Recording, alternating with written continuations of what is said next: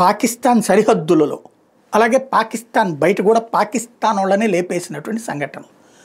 ఖైబర్ పఖ్తూన్ఖా ప్రాంతంలో 6 పాకిస్తానీ సైనికులు లేదా సైనిక వర్గాలతో సన్నిహితం ఉన్నటువంటి ఐఎస్ఐకి సంబంధించినటువంటి వాళ్ళని కాల్చి పారేశారు బెలూచిస్తాన్ రెబల్స్.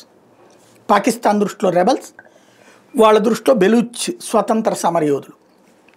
6 పాకిస్తాన్ వాళ్ళని కాల్చిపడేశారు. అదే సందర్భంలో తాలిబన్లు 4 మరణశిక్ష విధించారు వాళ్ళ ప్రభుత్వం తరపున. అలా హిదాయతుల్లా ఎవరైతే హెడ్ ఉన్నారో తను ఓపెన్గా చెప్పుకొచ్చింది, మా దేశంలో మరణశిక్ష అమలవుతుంది అని చెప్పేసి 4 మరణశిక్ష. వాళ్ళు 4 పాకిస్తాన్ వాళ్ళు వాళ్ళ దేశంలో వ్యతిరేక కార్యకలాపాలకు పాల్పడుతున్నారని గుర్తించి బహిరంగంగా తుపాకీలతో కాల్చి చంపారు. మొత్తం కలిపి ఒకే రోజున 10 మంది పాకిస్తానీలు, అంటే అక్కడ ఇద్దరు కూడా ప్లాన్డ్గానే చేసినట్టుంది. అంటే అక్కడ టీటీపీతో కలిసి సాగుతున్నారు బెలూచ్ రెబల్స్, కానీ వీళ్ళందరూ కూడా అక్కడ పాకిస్తాన్ ముక్కలు చేసే ప్రయత్నం జరుగుతుంది. తెహ్రీక్ ఈ తాలిబాన్ పాకిస్తాన్, అట్లాగే బెలూచ్ రెబల్స్, సింధు రెబల్స్ వీళ్ళందరూ కూడా ఒక్కటై ఉన్నారు.